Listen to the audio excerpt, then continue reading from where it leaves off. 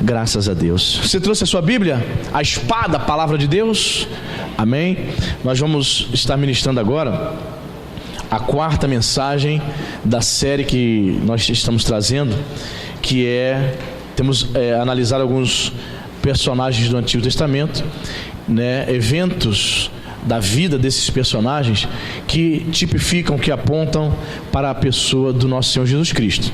E você já sabe, nós já pregamos aqui sobre Abel, sobre Moisés, Davi, e já estamos hoje na quarta mensagem, um mês só falando sobre José do Egito, óbvio. Um personagem muito rico, e você sabe que o livro dele, a história dele é narrada no livro de Gênesis, do capítulo 37 até o capítulo 50. Então é uma história muito rica, história muito linda, por sinal, um dos personagens assim, particularmente, que muito me toca o coração, e ele tipifica, ele é um tipo de Jesus. Então vamos ver mais alguns episódios, mais alguns eventos na vida de José que apontavam para a pessoa, para a obra de Jesus Cristo. Amém? Abra sua Bíblia no capítulo 39 de Gênesis. Você vai deixar ela marcada aí, ok? Vou colocar um marcador, porque nós vamos ler o texto, como temos feito toda semana, e vamos para o Novo Testamento para fazer essa comparação. Depois a gente retorna para Gênesis. Então o primeiro versículo que eu quero comentar com os irmãos é o versículo 4. Gênesis 39, versículo 4. Amém? Você achou? Diz a palavra de Deus: logrou José mercê perante ele, a quem servia. E ele Potifar, E ele o pôs por mordomo de sua casa. Repita comigo: ele passou as mãos, tudo o que tinha. Guardou aí? Marca aí. Vamos ver isso também acontecendo na vida de Jesus. Evangelho de João, capítulo 3, verso 35.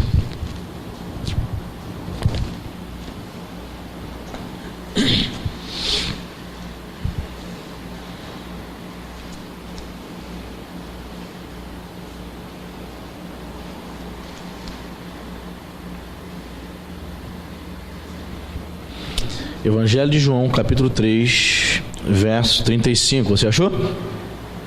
Diz a palavra: o Pai ama ao Filho, e todas as coisas têm confiado às suas mãos.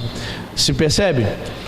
Diz a palavra de Deus que em José, Potifar teve essa confiança em José, de modo que entregou muita responsabilidade, toda a responsabilidade da sua casa passou, e essa expressão é interessante, passou às mãos de José.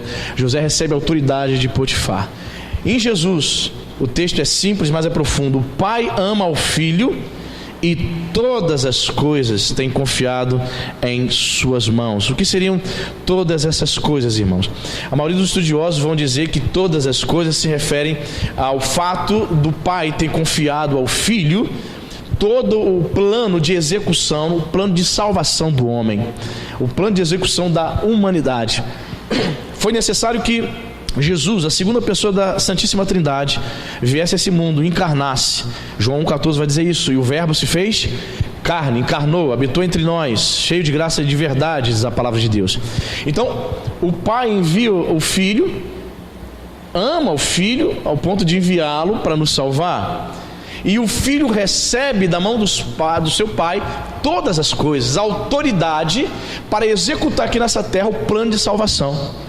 E qual era o roteiro divino para o plano da salvação? Jesus precisava nascer neste mundo, viver de forma impecável, porque a Bíblia diz que ele não pecou, Cordeiro de Deus imaculado. Amém? João vai dizer isso, lá no Rio Jordão: eis o Cordeiro de Deus que tira o pecado do mundo. Ele precisava ir para a cruz, precisava sofrer por nós. A Bíblia vai dizer lá no livro de Isaías que ele seria conhecido, o Messias, como homem de dores. Sim, Jesus sofreu na cruz por nós. Há textos no momento da crucificação que vão nos revelar que os soldados oferecem uma espécie de anestesiante para Jesus, a chamada mirra no contexto ali de anestésico, não mirra perfume, para que Jesus não sentisse a dor da crucificação. Interessante isso. Mas Jesus, ele recusa. Jesus não aceita tomar nada. No momento que Jesus diz: tenho sede, eles pegam uma esponja, colocam um vinho de quinta categoria, que somente os soldados bebiam, um vinho horrível, e dá para Jesus beber. Jesus também não bebe. Talvez também numa tentativa que Jesus ficasse anestesiado, não sentisse a dor. Jesus se recusou a ficar anestesiado. Ele precisava sofrer todas as nossas dores na cruz do Calvário.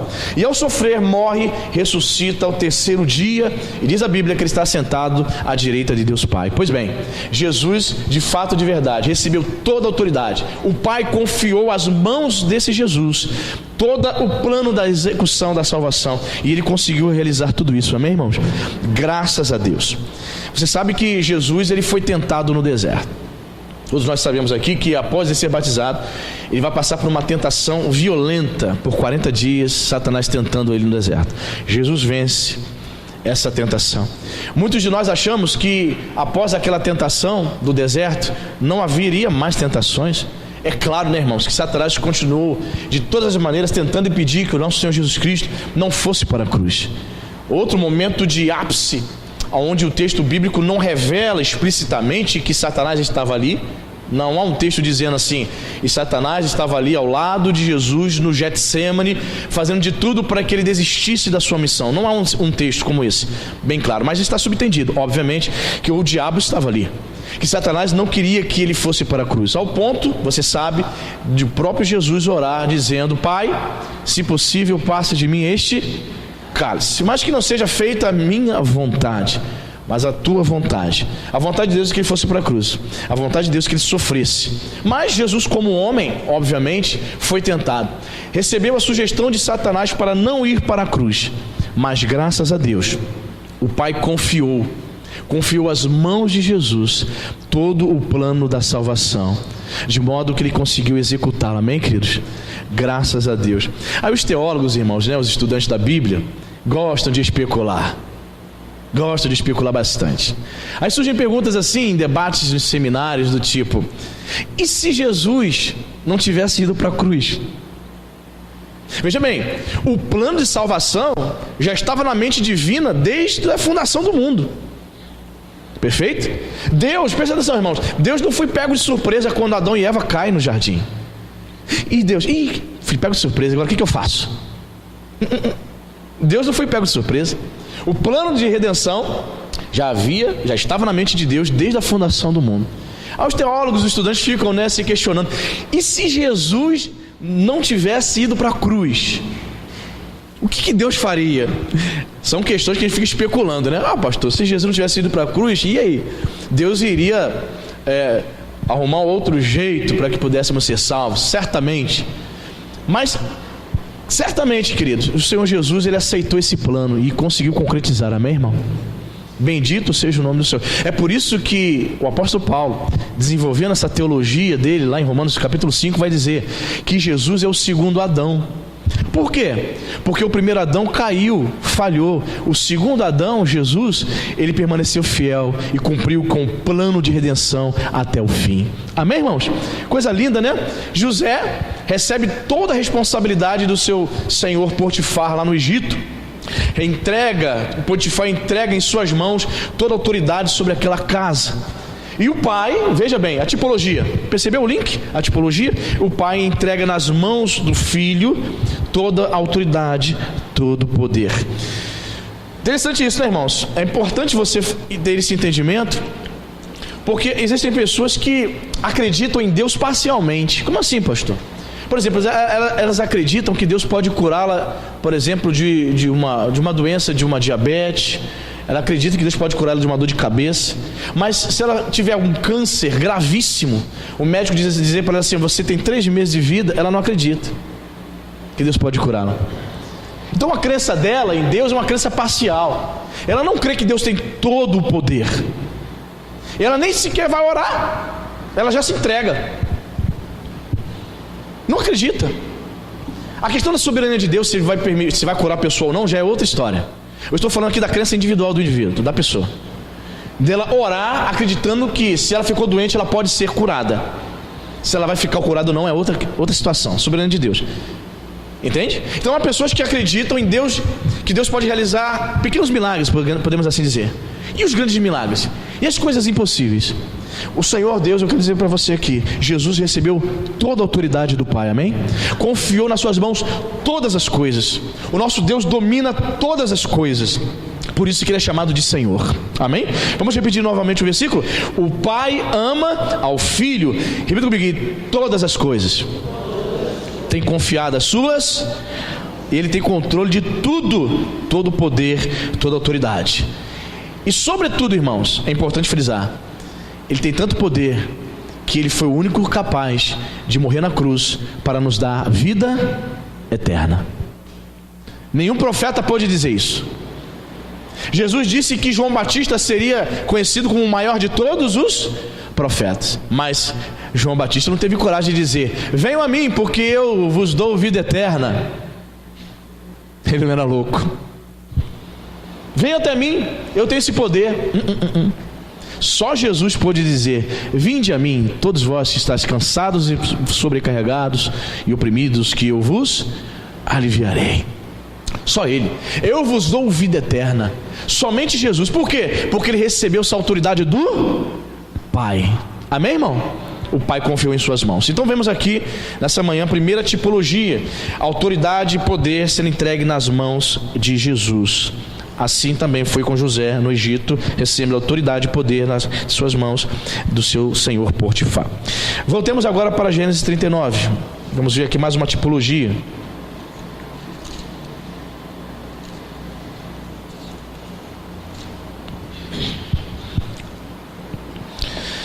Versículo 5.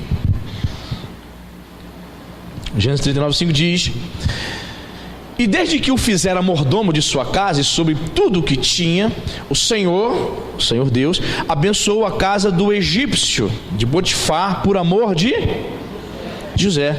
A bênção, olha só, a bênção do Senhor estava sobre tudo o que tinha, tanto em casa como tudo. Olha que coisa forte, né, irmãos? Interessante isso, porque mostra que Deus pode abençoar um ímpio, porque o justo se relaciona com esse ímpio. Obviamente, a bênção de Deus estava sobre José, consequentemente, tudo que ele fazia na casa do seu senhor era abençoado. Que coisa, né? Então, vemos aqui o Senhor abençoando a casa de Potifar por amor de José. Então ele abençoava tudo que havia no campo, tudo que havia em sua casa, ok? Vamos ver o versículo que vai falar sobre a bênção. Está em Efésios capítulo 1, vamos lá. Capítulo 1.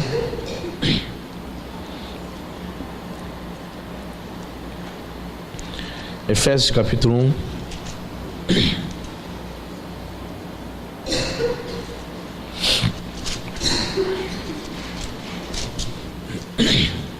Efésios 1, 3.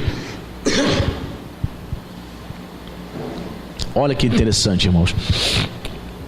Bendito o Deus e Pai de nosso Senhor Jesus Cristo, que nos tem abençoado com toda sorte de bênção espiritual nas regiões celestiais em Cristo. Olha que maravilha. Em José, por causa de José, Deus abençoou a casa de Potifar. No Novo Testamento, por causa de Jesus, nós, os crentes, a igreja, o povo de Deus, nós fomos abençoados com toda sorte de bênçãos espirituais. Que maravilha, hein, irmãos? Querido, você é abençoado, sim ou não? Nós somos abençoados. Não é porque você é bonitão não, tá? Não é porque você é muito legal não. É por causa de Jesus, amém? Por causa dele. Fomos abençoados nas regiões celestiais em Cristo. Então vamos analisar aqui. Diz aqui, ó, fomos abençoados com toda sorte de bênçãos espirituais. O que seriam essas bênçãos espirituais? Por exemplo, seriam as bênçãos dos benefícios da expiação de Jesus. Todos os benefícios da expiação lá da cruz foram derramados sobre os santos, sobre os crentes, sobre o povo de Deus, amém? Jesus na cruz do Calvário conquistou a salvação para nós, amém? Hoje o Espírito Santo de Deus habita em você, sim ou não? Sim, foram bênçãos conquistadas, toda sorte de bênçãos espirituais, ok? Por exemplo, hoje o Espírito Santo se manifesta no meio da igreja, derramando dons espirituais, derramando habilidades sobre o povo de Deus. Isso é bênção espiritual, sim ou não? Sim, olha, com toda sorte de bênçãos espirituais. tudo aquilo que se refere a uma vida espiritual plena. Mas é importante dizer que estas bênçãos espirituais, essa sorte, toda sorte de bênçãos, só se concretiza, só se realiza na vida daquele que nasceu de novo. Vou te dar um exemplo: o batismo no Espírito Santo. Você se preocupa em buscar o batismo no Espírito Santo? Não? Eu acho que o batismo no Espírito Santo só se busca quando a gente vai para retiro. O batismo no Espírito Santo pode se buscar em qualquer culto, até na tua casa, se você quer saber. Mas vou te dizer uma coisa: o batismo no Espírito Santo só ocorre na vida de quem já é salvo. Quem sabia disso? Você sabia disso?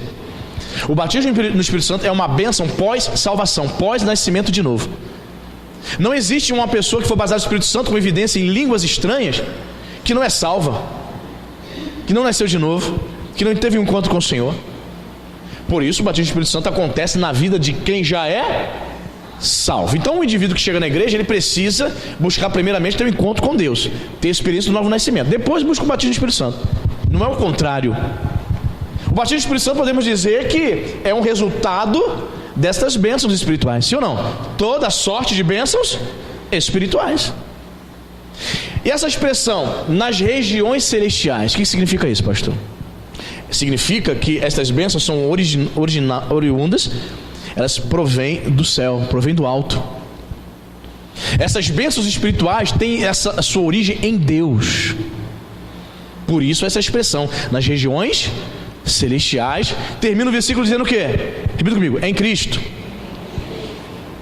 Essa expressão em Cristo aparece em 164 vezes nas epístolas de Paulo.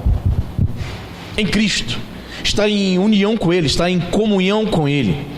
Certo teólogo escreveu algo muito interessante a respeito disso. Ele disse o seguinte a respeito desse versículo: estar em Cristo é participar de tudo o que Cristo fez, de tudo o que Ele é e de tudo o que Ele será. Você anotou? Você gosta de anotar? Vou repetir: estar em Cristo é participar de tudo o que Cristo fez, de tudo o que Ele é e de tudo o que Ele será. Amém, irmão? Participar de tudo que Cristo fez. O que Cristo fez?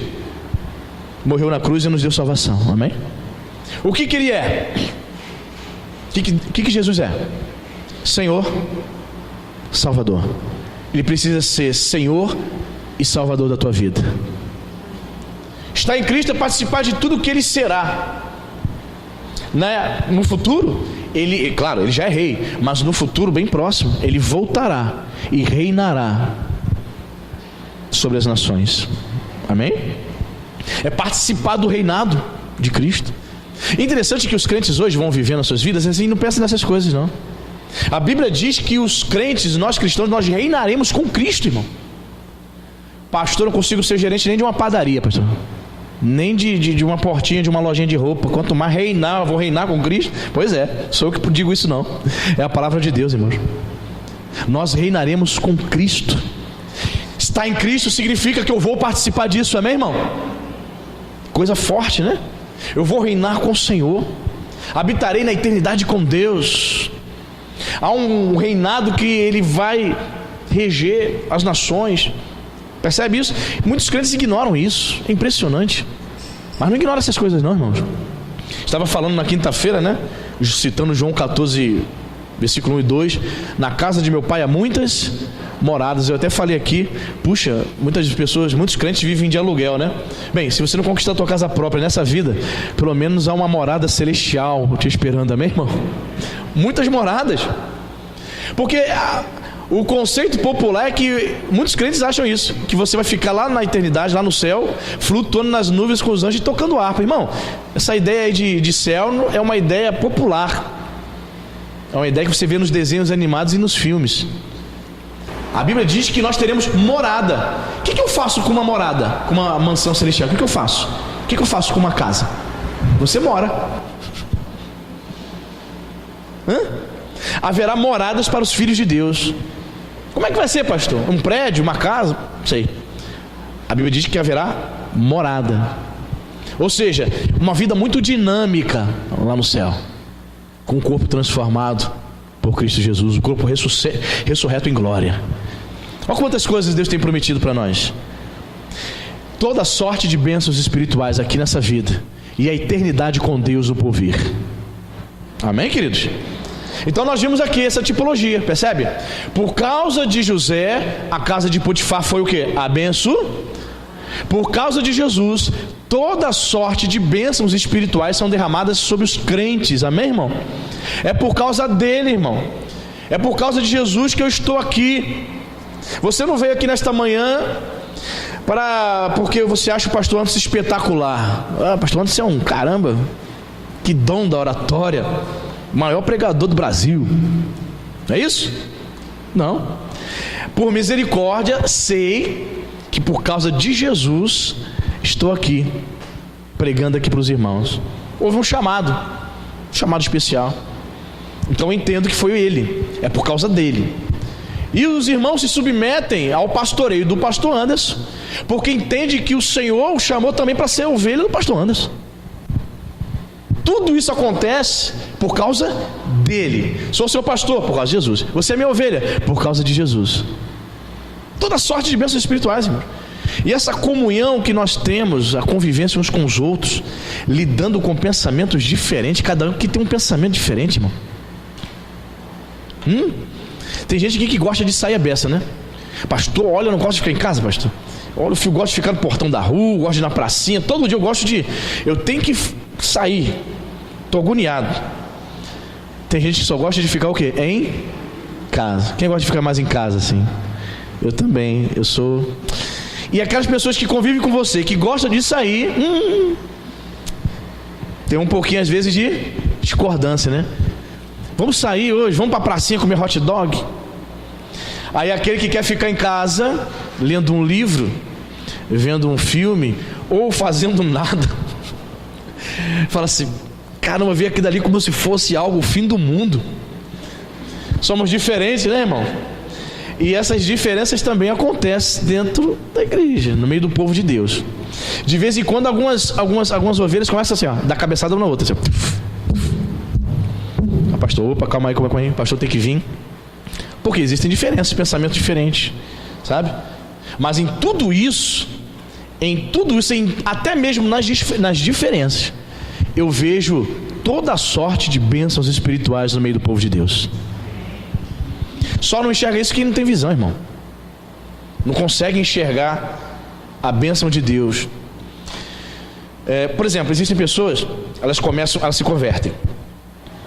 Aí começa a jornada, a caminhada dela. Podemos dizer que ela é nova convertida, se batizou, passaram-se 6 meses. Primeiro ano de convertido dela, vai surgir muitas situações que ela não esperava como crente. A maioria dos crentes são assim. Deus permite, até mesmo para provar a fé dela, para ela crescer, para criar músculos espirituais. Deus permite. Só que na ingenuidade dela, ou na falta de querer crescer, querer amadurecer, ela acha que Deus abandonou. Ela fica enferma ou perde o emprego. Puxa, Senhor, me batizei agora, Senhor, agora que eu entreguei minha vida para o Senhor, agora eu vim ficar desempregado. Senhor, há 6 meses atrás eu me batizei. Por que o Senhor está deixando eu ficar doente? Eu estava tão bem de saúde. Por que surgiu esse tumor aqui? Por que eu estou com essa diabetes? Então aquilo para ela é um choque. Às vezes até porque também não recebe ensinamento na igreja que ela está. Aquilo para ela é um choque de que Deus, quando ela se converte, Deus vai transformar essa terra aqui no paraíso terrestre. Isso é uma mentira, irmão. Isso não é verdade. Os crentes passam por lutas, por dificuldades, principalmente quando não convertido. Então ela tem um entendimento equivocado. Ela não consegue entender que Deus sim permite que ela passe por momentos difíceis, coisas que te irritam extremamente. Deus constantemente vai permitir que você continue passando por isso. E você muitas vezes se questiona: Senhor, por que o Senhor está permitindo que eu passe por essa situação? O Senhor sabe que isso me irrita extremamente. Irmão, certamente tem lição aí para você aprender. Certamente tem lição para você aprender. E igual na escola, né, irmão? Na escola, se você fica reprovado, você passa de ano, você continua na mesma série. Então, no ano seguinte vem as mesmas provas. Já repetiu de ano? Eu já. Por bagunça. Tanta bagunça que eu fazia na 7ª série. Foi o pior ano da minha vida. No 3º bimestre eu sabia que estava reprovado. Minha mãe falou assim: se eu suspeitar que você vai ficar reprovado, eu vou te arrebentar. O que eu fiz? Antes de receber as notas finais do quadro bimestre, eu já sabia que estava reprovado no terceiro. Eu falei para meu tio, me leva para tua casa de férias, que eu vou morrer. Legal. Lá da casa do meu tio, passando férias, meu tio: tua mãe tá ligando, tá falando que foi pegar o resultado, tá reprovado direto. Eu já sabia, fiz muita bagunça, eu não prestei atenção na aula esse ano. Foi horrível. Quando veio o outro ano, irmãos, isso foi, eu tinha 13 anos. Com 14 anos fui fazer a 7ª série de novo. E foi tão chato. Foi tão chato ver de novo as mesmas matérias. Todo mundo ali, novinho, vendo pela primeira vez. Eu via de novo, falei: meu Deus, por que eu não fui estudar, cara? Tô vendo isso de novo. Pois é, aí dessa vez eu passei. Muitas coisas voltam-se a repetir na nossa vida, porque Deus está querendo que você aprenda algo, irmão. E a gente muitas vezes não consegue entender, né? Aí, daqui a um mês você está vivendo aquilo de novo. Aí você está se questionando: Senhor, por quê? Deus está trazendo ensinamento, irmão. E nisso tudo eu vejo toda sorte de bênçãos espirituais. E é interessante também dizer que com isso, que Deus nos abençoou com toda sorte de bênçãos espirituais, não significa dizer que o crente não pode orar, por exemplo, pedindo a casa própria, porque é uma bênção material. Isso não significa dizer que você não pode pedir um carro novo, porque é uma bênção material. Não, está escrito que é só bênçãos espirituais. É claro, né, irmão? Se você serve ao Senhor, se você é fiel, é claro que as bênçãos materiais vêm naturalmente. Quem está entendendo? Muito bem. Então vamos seguindo aqui. Voltemos lá para Gênesis. Vamos ver aqui um terceiro tipo. Olha que interessante, irmão. Gênesis 39, versículo 6.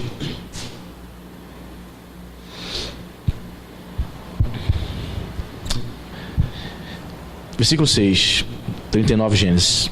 Diz assim: Potifar tudo o que tinha confiou às mãos de José, de maneira que, tendo por mordomo, repita comigo assim, de nada sabia, além do pão com que se alimentava. Amém?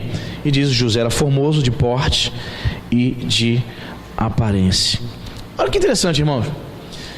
José recebe essa responsabilidade. Potifar confiou todas as coisas às suas mãos. E vai dizer que ele era um mordomo lá, tendo por mordomo. Isso me chamou muita atenção, de nada sabia, além do pão com que se alimentava. De nada sabia, além do pão. Vamos ver essa tipologia aqui se cumprindo em Jesus. João capítulo 6, versículo 51.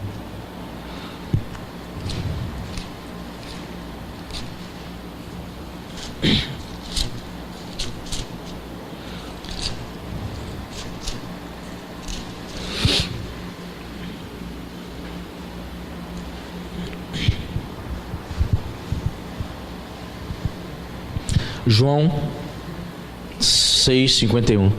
Declaração de Jesus. Vai dizer: eu sou o pão vivo que desceu do céu. Se alguém dele, viverá eternamente. E o pão que eu darei pela minha vida, que eu darei pela vida do mundo, é a minha carne. Se alguém dele comer, viverá eternamente. Interessante, né?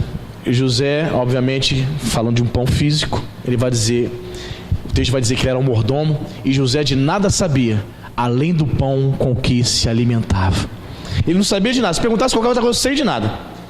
Eu só sei do pão do qual eu me alimento. Sou mordomo, mas eu só sei do pão que me alimenta. Irmãos, eu penso o seguinte: eu e você, como crente, nós não podemos ficar nos distraindo com as coisas dessa vida. A única coisa que deve importar para você é se alimentar de Jesus, o pão da vida. Amém, irmão? José não queria saber de outra coisa, só importava para ele se alimentar do pão. Se perguntasse para ele: você sabe de mais alguma coisa aí de Potifar? Não, eu só sei desse pão que eu recebo para comer. Irmãos, o que tem te atraído no mundo? O que faz você, como crente, ficar pensando, meditando e quase pensando assim: eu vou sair da igreja, eu vou cair na gandaia. Eu vou sair na igreja e eu vou concretizar meu plano de vingança.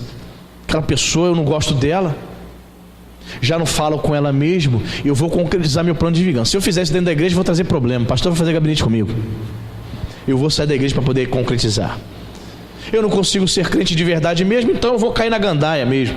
Queridos, em nome de Jesus, a única coisa que deve importar para você é alimentar-se de Jesus, o pão da vida.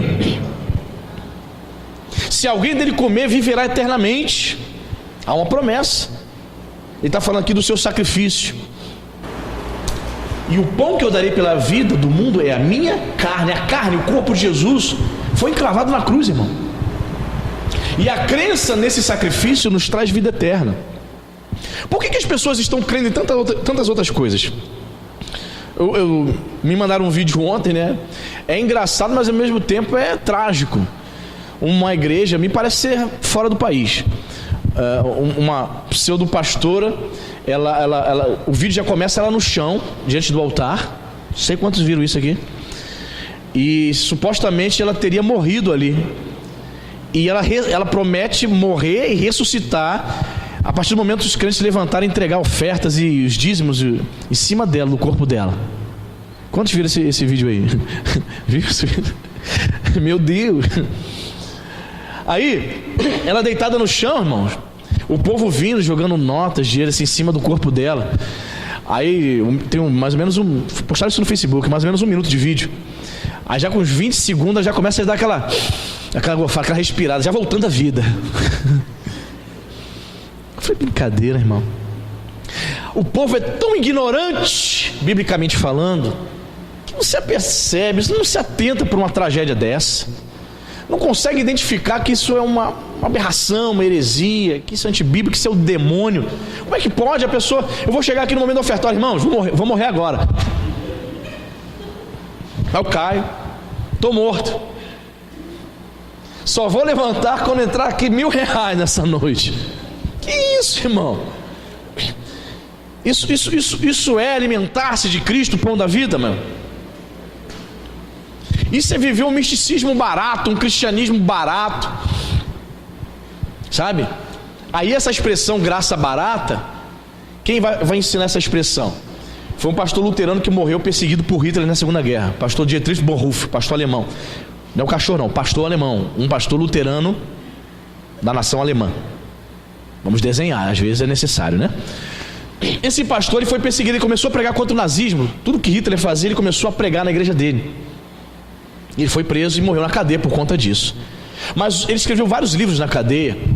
E uma expressão que ficou muito famosa, que partiu dele, é que ele percebia, como pastor luterano que crê na predestinação, os luteranos creem na eleição, ele percebia que os seus colegas traziam uma mensagem que muitas vezes fazia com que o povo vivesse uma vida relaxada espiritualmente. Você já ouviu aquela expressão? Alguns crentes dizem assim, talvez um conhecido familiar teu dizia assim: uma vez salvo, sempre salvo. Por conta de uma vez salvo, sempre salvo, muitos não congregam, muitos guardam mágoa no coração, muitos se entregam a bebedeiras, drogas. Eu sou salvo. Para que eu vou me santificar? Para que eu vou viver uma vida reta? Eu já sou salvo. E muitos estavam vivendo uma vida relapsa, espiritualmente falando. Aí esse pastor Dietrich Bonhoeffer, ele vai dizer: olha, existe uma graça que estão pregando, que é uma graça barata. É onde o crente, fiando-se na misericórdia de Deus, ele vive uma vida de qualquer maneira. Ele crê em loucuras, segue pessoas malucas e ele ainda acha que é salvo. São cegos guiando cego, irmãos. As pessoas que estão ali fazendo isso, acreditando nessa loucura, a mulher dizendo que está morta e vai lá e joga dinheiro em cima dela, ela supostamente ressuscita e levanta. Meu Deus do céu, então para conseguir dinheiro para pagar as contas da igreja, ela tem que todo culto ela vai inventar uma coisa. Vou desmaiar hoje, pessoal, ontem eu morri, eu vou desmaiar. Certo pastor americano, daqueles pastores da teologia da prosperidade nos Estados Unidos, o pai era um televangelista muito conhecido, famoso, riquíssimo, um ministério riquíssimo. E chegou no final do ano, o filho dele também, que era pastor e pregava também, ele disse o seguinte, para poder conseguir dinheiro das pessoas que viam ele na televisão e da igreja dele. Ele falou assim: olha, há uma palavra profética que eu quero entregar para todos vocês que seguem o nosso ministério. A palavra é esta: Deus falou comigo e com o papai, pai dele pastor. Papai, se nós não conseguirmos tantos milhões de dólares até o dia 31 de dezembro, Deus vai levar papai. Papai vai morrer. Irmãos, eles conseguiram uma das maiores arrecadações de todos os tempos. Conseguiram milhões e milhões de dólares. Diante dessa suposta ameaça, o povo que gostava muito do pastor começou a doar. Diante daquela suposta revelação de que Deus iria matar o pastor. Veja, irmãos, o apelo emocional, veja o apelo que eles fazem, fugindo da palavra de Deus. Então, verdadeiramente essas pessoas estão se alimentando do pão da vida? Claro que não, né, irmão? É o fim do mundo. E a palavra de Deus é tão simples. O que falta ao povo é isso, irmão: meditar na palavra. O novo convertido, presta atenção, se você está aqui, novo convertido que eu digo assim, 1 ano, 2 anos, para mim é novo convertido. A gente acha que o novo convertido é 3 meses só de igreja. 1, 2 anos está bebê ainda, irmão. Você não lê a Bíblia, não frequenta culto de ensino da sua igreja, foge de módulo, certamente você vai minguar espiritualmente. Você vai ficar desnutrido e não vai conseguir caminhar, não vai conseguir suportar as lutas, vai sair da igreja, vai, porque não se alimenta do pão da vida. Eu não sei ler, tem áudio, ouça a Bíblia em áudio, peça alguém para ler para você. Quem quer, sabe, dá o jeito. Quem não quer, arruma desculpa. Então você vai ver muitas pessoas saindo da igreja por conta disso. Só se limitam a vir a culto, só abre a Bíblia dele no domingo de noite. Irmão, tu vai morrer espiritualmente, hein? Eis a razão porque você está tão fraco. Está esperando vir um culto domingo para abrir a Bíblia? Se alimente da palavra. Busque ao Senhor diariamente. Nas horas menos convencionais, o Espírito Santo está pedindo para você orar e você não ora, você desobedece. Tem gente que ora naqueles horários certos, né? Vamos lá, acordou, orou, ou vai dormir, orou. E o Espírito Santo está implorando para você, 10 horas da manhã, meio-dia, 3 horas da tarde: dobra o joelho, me busca agora, faça uma oração, ainda que seja de 2 minutos. Você está nem aí. Estou nem ouvindo.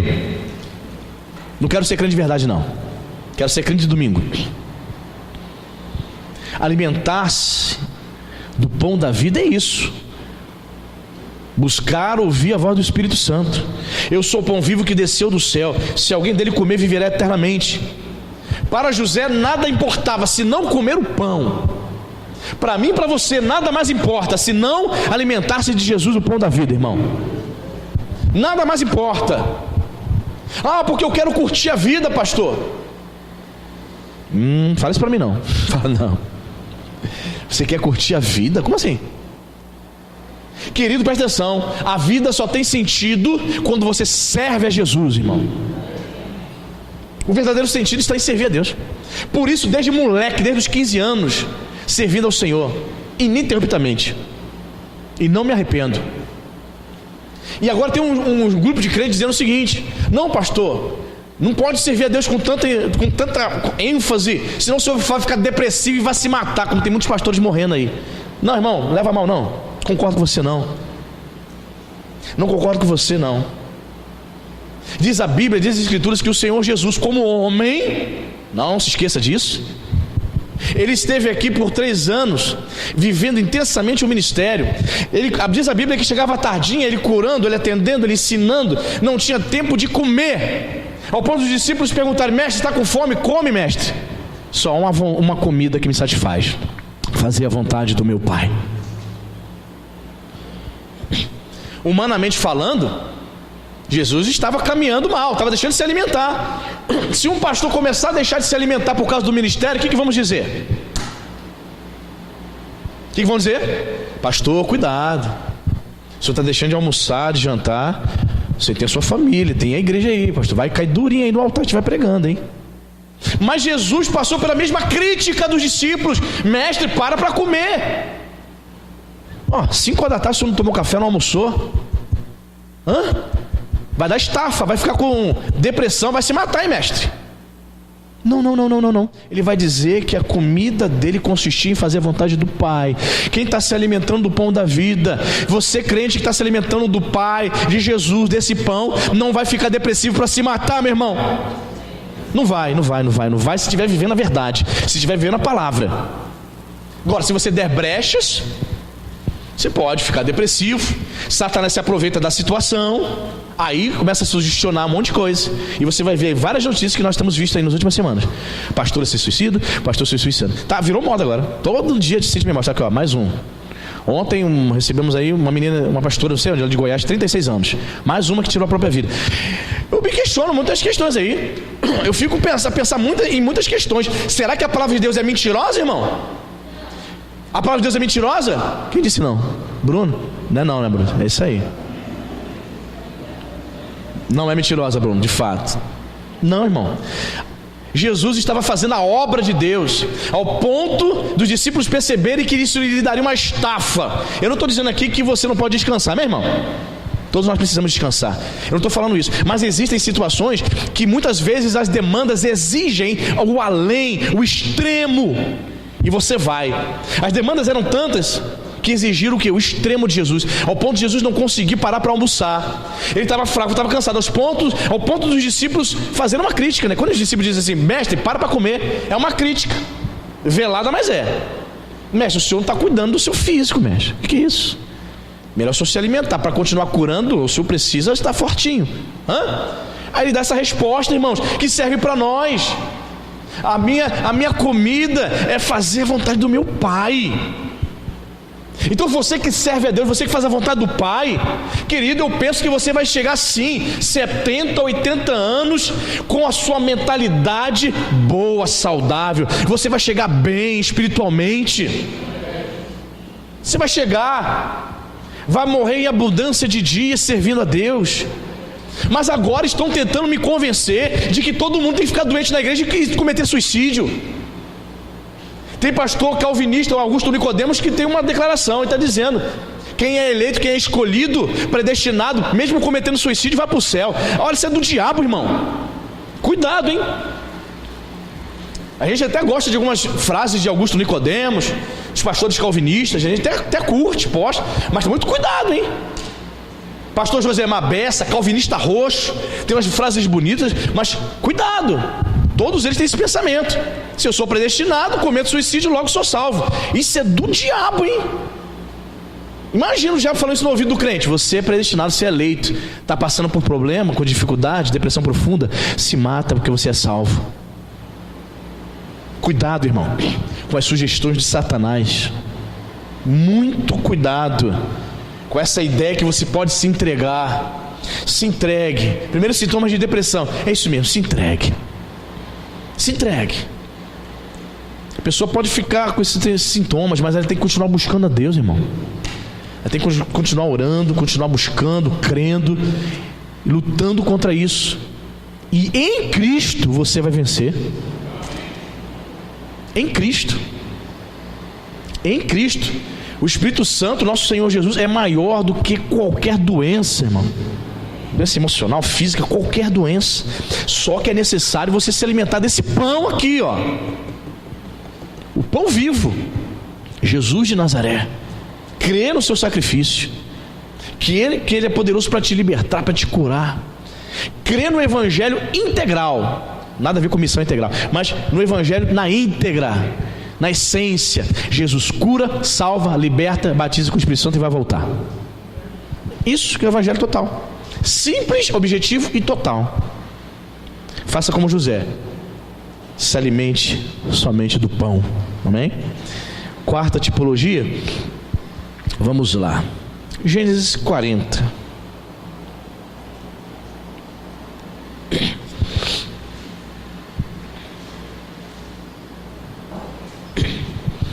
Já estamos na parte em onde José interpreta os sonhos do padeiro e do copeiro. Versículo 1 ao versículo 3. Passadas essas coisas, aconteceu que o mordomo do rei do Egito e o padeiro ofenderam o seu senhor, o rei do Egito. Indignou-se Faraó contra os seus dois oficiais, o copeiro-chefe e o padeiro-chefe, e mandou detê-los na casa do comandante da guarda, no cárcere onde José estava preso. Versículo 13. José já está interpretando os sonhos, e diz aqui: dentro ainda de 3 dias, Faraó te reabilitará e te reintegrará no teu cargo, e tu lhe darás o copo na própria mão dele, segundo o costume antigo, quando lhe eras copeiro. Amém? E se nós formos ler mais adiante, você vai perceber que o padeiro recebe uma palavra de morte. O que eu estou falando aqui? O copeiro tem um sonho, José interpreta, e a palavra de José para o copeiro é uma palavra de restituição, uma palavra de vida. Amém? O sonho do padeiro foi uma palavra aqui de morte. Repita comigo assim: 2 oficiais, um recebe a palavra de vida e outro de morte. Onde nós vemos isso acontecendo? Na crucificação, né, irmãos? Lucas 23, 2 ladrões estavam ao lado do Senhor. Lucas 23, versículo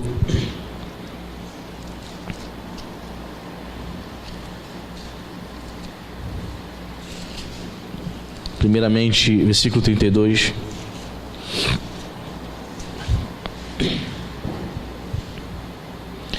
Lucas 23.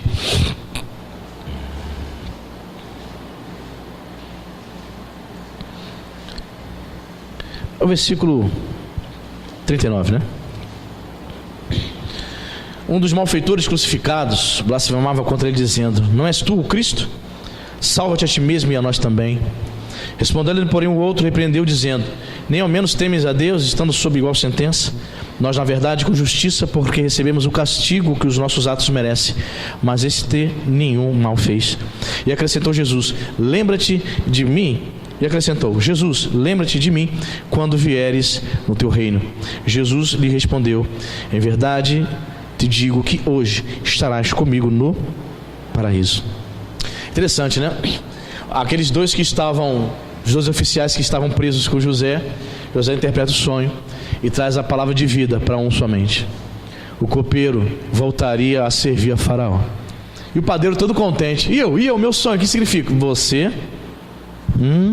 tu vai perder a cabeça, você vai se degolar, você vai morrer. Imagina, irmão, tu tem um sonho, e você todo feliz achando que a pessoa vai interpretar, achando que vai te restituir, vai ser um sonho de bênção. O camarada fala: não, esse sonho significa que tu vai morrer, daqui a 3 dias, vamos tirar a tua cabeça. Eu fico pensando como é que ficou o coração do padeiro, irmão. Meu Deus, forte, né?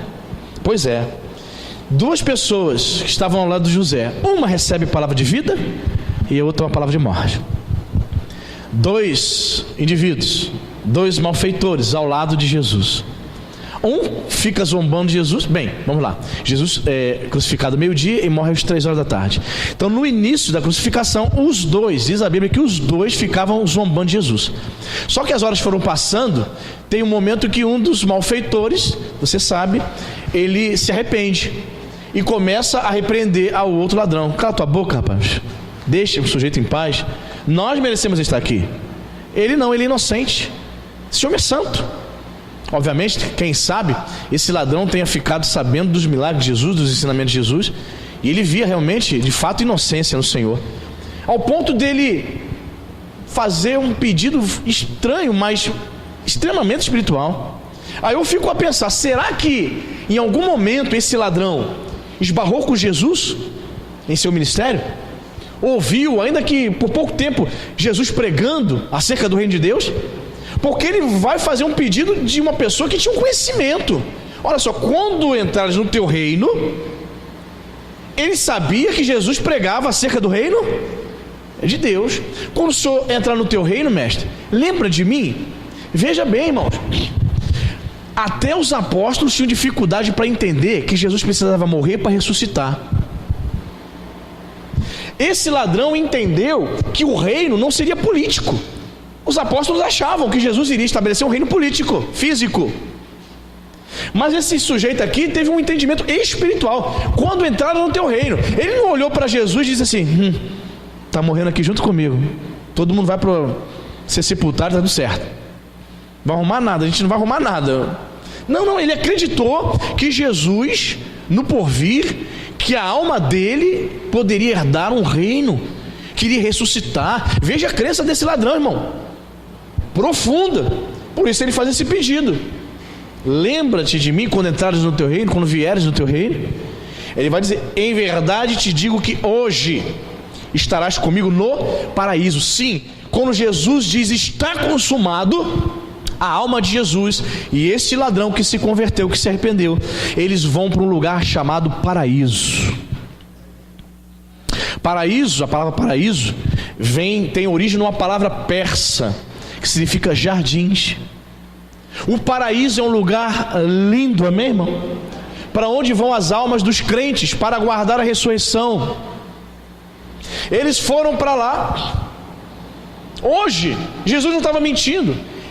Após a crucificação, Jesus inclinaria a sua cabeça e iria com sua alma, juntamente com esse ladrão arrependido, ao paraíso. O ladrão continuaria lá no paraíso, mas Jesus ressuscitaria no domingo. Amém, igreja? Bendito seja o nome do Senhor. Que interessante, né, irmão? E o outro ladrão? Por 3 horas o outro ladrão ficou ali do lado de Jesus, zombando de Jesus. Por 3 horas o ladrão, o outro malfeitor, ao invés de olhar para ele e dizer: pô, esse homem, as pessoas seguem esse homem, por que esse homem arrastou multidões, por que ele curava, por que ele ressuscitou mortos? Deve ter alguma coisa diferente, né? Ele não é normal, deve ser Deus, só pode ser o próprio Deus. Ele não pensou, não raciocinou, ficou até o fim zombando de Jesus. A Bíblia diz que Jesus falou alguma coisa para ele, irmão? Falou alguma coisa para esse outro malfeitor? Não, somente para aquele que se arrependeu. Jesus não perguntou para o ladrão que não quis se arrepender: ei, eu estou aqui do teu lado, eu sou o Salvador, você não quer me aceitar, não? Fez isso, irmão? Jesus fez isso para aquele malfeitor? Em silêncio. Algumas pessoas, somente o silêncio, irmão. Quando Jesus vai ser interrogado por Pilatos, Jesus até dialoga pouco com Pilatos. Mas quando Jesus está diante de Herodes começa a fazer perguntas para ele. Ele não diz um ai. Era um indivíduo que, perdido, não tinha desejo de se arrepender, de conhecer ao Senhor. Tinha. Então Jesus, para ele, palavra alguma. Então um indivíduo que não queria se converter, que era esse ladrão, sem dizer uma palavra, ele mesmo se autocondenou, porque estava do lado do Salvador e não percebeu. Então, a semelhança dos oficiais, do copeiro e do padeiro, um recebe palavra de vida e outro de morte. Esses 2 malfeitores, um recebeu a palavra de vida e o outro, por rejeitar Jesus, partiu para a morte eterna. Quem está entendendo? Percebeu a tipologia? Amém? E para a gente poder encerrar, para a gente poder orar, voltemos para Gênesis 40, versículo 7.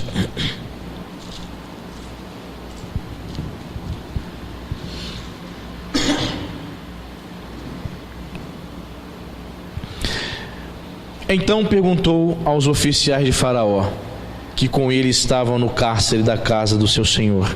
José perguntou, né? Por que tendes hoje triste o semblante? Pegou aí essa pergunta? Por que vocês estão tristes? Vamos agora para o Novo Testamento. Lucas 24.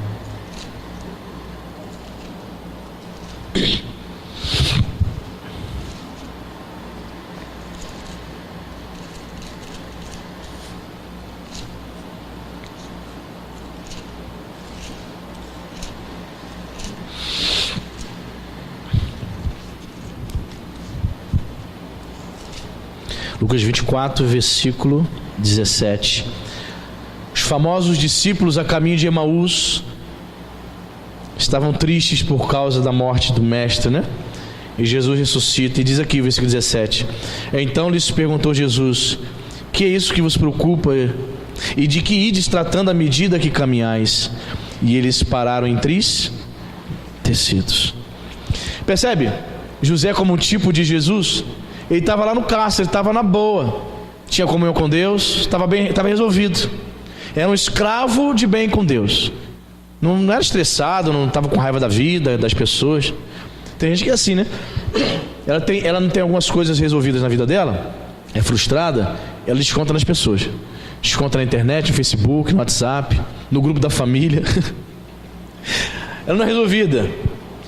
Ao ponto, veja bem, José preso, ao ponto de olhar o copeiro e o padeiro que estava preso com ele, perceber que os semblantes, que o rosto deles, o que estavam tristes. José se preocupando com pessoas que não tinham nada a ver com ele, com egípcios. José não fica revoltado porque está lá, eu odeio os egípcios. Foi fiel na casa de Potifar. Se preocupou. Qual o problema? O que está acontecendo com vocês? Estou pensando em vocês tristinhos. Aí eles vão contar o sonho. Não, eu tive um sonho assim, tá assado. Entendeu? Triste. Jesus ressuscita. 2 discípulos estão caminhando a caminho da vila Emaús. Estão tristes. E diz a Bíblia que eles estão comentando acerca das coisas últimas que haviam acontecido. Toda a cidade sabia o que tinha acontecido. O Jesus de Nazaré, o Galileu, havia sido crucificado. E diz a Bíblia que Jesus ressurreto aparece para eles. Pergunta: por que vocês estão tristes? O que está acontecendo? Isso nos traz alguns ensinamentos, irmãos. O primeiro ensinamento é o seguinte. Coloquei o seguinte aqui: Jesus, ele se importa com a tristeza dos seus discípulos. Amém, irmão? Jesus, ele se importa com a sua dor. Você sabia disso? Às vezes o fato de você estar vivendo um momento de dor, você acha que Jesus te abandonou. Não. Ele se importa. O que está acontecendo? Eles pararam entristecidos. Jesus sabia por que eles estavam tristes, sim ou não? Sabia, sim ou não? Sabia. Por que Jesus pergunta? Talvez você esteja vivendo uma dor. Talvez você seja uma pessoa que sinta de vez em quando esses sintomas de depressão.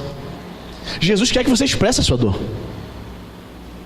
Os discípulos começam a contar: você talvez seja o único que não saiba, né? As coisas que aconteceram aqui em Jerusalém.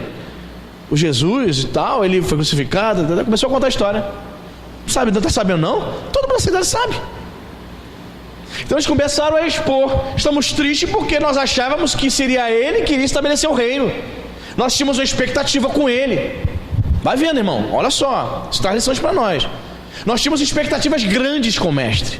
Nós achávamos que ele ia expulsar os romanos, que nós iríamos reinar com eles, ia tirar toda essa injustiça que é cometida contra nós, os altos impostos. Nós não estamos por aqui, só sofrimento. Estávamos cansados. Ele nos deu uma esperança. Estávamos confiantes. Multidões o seguiam e nós também seguimos. Mas do nada, como é que pode? Do nada prenderam ele e o mataram. A gente não esperava por isso. Ele nem fez questão de fugir. Impressionante. Eu estou aqui até agora tentando entender por quê. Por isso que eu estou metendo o pé de Jerusalém. Estou indo embora. Emaús ficava fora de Jerusalém. Estou indo embora, estamos indo embora. Vamos ver o que a gente faz aí. Tentar a vida, tomar uma nova vida agora. Nossa esperança morreu. Percebe? Eles estavam o quê? Chutando balde. Estavam jogando a toalha. Estavam desistidos. Tinham desistido. Por isso estavam tristes. Aí Jesus aparece para eles. Jesus, irmãos, ele sempre vai estar presente nos momentos de dor. Esse é o nosso problema. No momento de dificuldade, de dor, você acha que Jesus está ausente. Eu digo para você, ele está presente. Amém, irmão? Ele percebe a tristeza dos seus filhos. Ele se importa. Ele quer ouvir de nós como nós nos sentimos. Às vezes a pessoa só fica triste, mas não expõe. Expõe para todo mundo. Expõe no Facebook, no Instagram, no Twitter. Fala para todo mundo. Conta para a mãe, para a irmã que mora no Rio, para a prima de 2º grau. Tô assim, tô assado, tô mal. Mas será que já dobrou o joelho e chorou aos pés de Jesus, irmão? Jesus quer saber qual é a tua dor. O que está te fazendo triste? O que te faz triste? Por que o teu semblante está triste? Jesus se importa conosco, irmão. Você tem que expor. Você tem que chorar aos pés de Jesus. Às vezes chorar com pessoa não adianta muito não. Às vezes adianta, às vezes não. Às vezes expor toda a sua dor para A, B, C, D não vai adiantar, irmão. Você tem que procurar aquele que soluciona o teu problema, que é Jesus. Ele se importa. Eles pararam entristecidos. Aí começou a contar, vamos lá, tu não está sabendo de nada. E Jesus, depois que, você conhece a história, né? Que é uma história linda, né? Depois que eles falam tudo e tal, Jesus repreende eles. Olha lá o versículo 25. Ó nécios. O que é nécio, irmão? Tolo. Ó tolos, nécios e tardos de coração para crer tudo o que os profetas disseram. Porventura não convinha que o Cristo padecesse e entrasse na sua glória? E começando por Moisés, discorrendo por todos os profetas, expunha-lhes a seu respeito, que a seu respeito constava em todas as escrituras. Por quê? Aí, nós vemos aqui que depois disso tudo, essa bronca de Jesus, versículo 31 vai dizer: então se lhe abriram os olhos e o reconheceram, mas ele desapareceu da presença deles. Quando eles reconheceram Jesus, agora eu vou sair, já conversei muito com você agora. Percebem? Estavam com seus olhos obscurecidos, não estavam conseguindo enxergar, reconhecer quem estava ali do lado deles, que era o próprio Deus. Talvez seja esse um dos maiores problemas dos crentes modernos, crentes do século 21. É não perceber, não ter os olhos espirituais abertos, para perceber que Jesus está do nosso lado. Jesus está do seu lado, irmão. Você sabia que Charles Spurgeon, conhecido como o príncipe dos pregadores, o maior pregador que a Inglaterra já teve, o sujeito receber o título de príncipe, só não recebeu o título de rei porque Jesus foi o rei dos pregadores. Charles Spurgeon viveu no século XIX. Você sabia que ele lutava contra a depressão? Como pregador, ele escrevia relatos dizendo que tinha que lutar contra a tristeza profunda. Ele era um cara doente, sujeito obeso, tinha alguns problemas de saúde, e ainda tinha que lutar contra a depressão. Mas em nenhum momento você vai ver na biografia de Spurgeon dizendo: então desisti de pregar a palavra de Deus. Você não vê. Então me entreguei à tristeza profunda e aguda que me sobreveio durante o meu ministério. Não. Morreu por conta das doenças, implicações que ele tinha, por causa do peso dele, etc. Você entende? Continuou pregando, continuou servindo. Sabe por quê? Porque nós devemos entender que o verdadeiro alimento é fazer a vontade do Pai. Quando você se sentisse triste, fique em casa não, venha servir a Deus. Ou você acha que o pastor todo dia está num alto nível de alegria? Tem dias que você não está afim de olhar para ninguém. Acontece. Estou afim de conversa com ninguém. Mas por conta disso eu desisto de pregar? Venho, prego e venço aquela tentação de me ser antipático. É uma tentação. Eu vou para a igreja hoje, e eu não quero saber de conversa com ninguém. Tem gente que vê assim, né? Eu vou, mas quando acabar o culto eu meto o pé tão rápido que o pastor vai dizer: lá vai o ligeirinho, papaléguas, flash. Quero papo com ninguém. Eu hoje não estou para ninguém. Se me disserem assim, bom dia, paz do Senhor, eu vou falar entre os dentes: bom dia. Eu vou falar entre os dentes porque eu não estou para ninguém hoje. É uma tentação. É uma excelente tentação para você ser um crente bem antipático, superficial. Sabe? É uma excelente tentação para todos nós. Mas é que tá, irmão. As tentações, elas vêm para serem vencidas, não para você se entregar. As tentações vêm na vida de todos, não para você se entregar, mas para você vencer. Em Cristo. Spurgeon venceu a depressão, a tristeza. Spurgeon venceu. Muitos crentes estão vencendo. Você também pode vencer. Se você crer, se você se alimentar do pão da vida e perceber que Ele está caminhando com você a caminho de Emaús. Amém, queridos? Vamos orar, vamos agradecer a Deus por essa manhã. Meu Deus, muito obrigado, Pai. Obrigado porque a Tua palavra, ela nos traz novo ânimo, Pai. A Tua palavra nos ensina tantas coisas maravilhosas e Te agradecemos, ó Pai, pelo banquete, pelo alimento espiritual. Sim, Pai, o Senhor nos abençoou com toda sorte de bênçãos espirituais. O Senhor diz que nós devemos nos alimentar sim desse pão que é o Senhor, pão que desceu do céu. Nada mais nos importa, Senhor, se não se alimentar deste pão, se não fazer a vontade do Pai. Muito obrigado, Espírito Santo, pela vida dos meus irmãos. Que o Senhor possa continuar ministrando, meu Pai, nos corações aqui. Que o Teu Espírito possa falar, continuar falando aquilo que eu não consegui falar, as palavras que eu não consegui, meu Pai, encontrar para falar aqui nessa manhã. Que o Teu Espírito continue ministrando, Senhor. Obrigado, Pai, porque o Pai entregou nas mãos do Filho de Jesus toda a autoridade. Obrigado porque em Cristo há todo o poder. Obrigado porque nós fomos abençoados e nós vivemos em Cristo Jesus nessa comunhão maravilhosa. Obrigado, Deus, pelas Tuas bênçãos. Obrigado pela Tua graça, pela Tua presença, Senhor.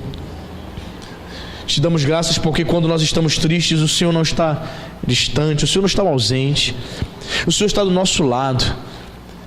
A semelhança dos discípulos de Emaús, muitas vezes nós não percebemos, Pai. Não percebemos que o Senhor está do nosso lado ali, nos direcionando. Estamos com nossos olhos como que encobertos, Pai. Então abra os olhos dos meus irmãos aqui nessa manhã.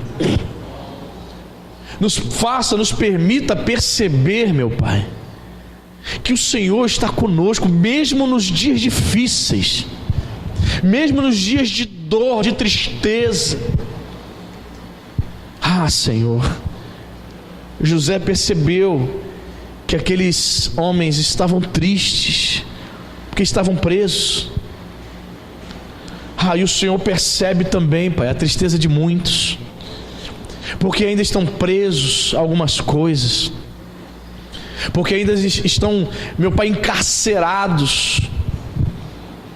E o Senhor percebe a nossa tristeza. Senhor, transforma essa tristeza em alegria, Pai. É o Senhor que é a solução para os nossos problemas. Senhor, muitas vezes confiamos nas pessoas. Muitas vezes, meu Pai, abrimos o coração para as pessoas erradas. Que o tempo, meu Pai, de abrir o coração para o Senhor seja hoje. Que nós possamos, Senhor, em nome de Jesus, abrir o coração, expor tudo aquilo que está lá dentro somente para Ti, porque o Senhor é que é poderoso para restituir, para nos trazer uma palavra de vida. Senhor, houve uma palavra de vida para aquele copeiro. Ele foi restituído ao seu cargo.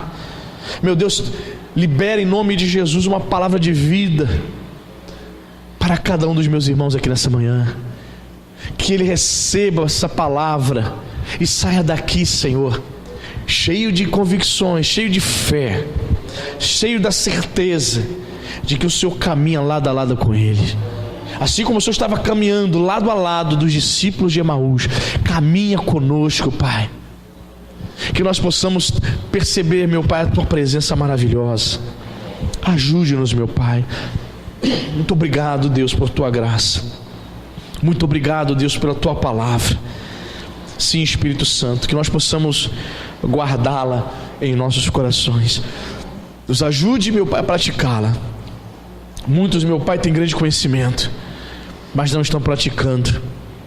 Nós não queremos ser daqueles que ouvem e não praticam as Escrituras. Nós queremos, em nome de Jesus, fazer parte, Senhor, da igreja praticante das Escrituras, praticante da Tua palavra, em nome de Jesus Cristo. Sim, Senhor, que possamos verdadeiramente nos alimentarmos da Tua carne, alimentarmos do pão da vida, do pão que desceu do céu. Sim, estar em Cristo para participarmos de tudo que o Senhor fez, de tudo que o Senhor é. e de tudo que o Senhor será. Aleluia, bendito seja o teu nome. Abençoe, meu Pai, o domingo dos meus irmãos. Sim, Senhor, que a tua graça, que a tua presença esteja no nosso lar, na nossa família, no nosso casamento, nos nossos filhos, para a honra, glória e louvor do teu nome. Assim te damos graças e te louvamos em nome de Jesus. Amém.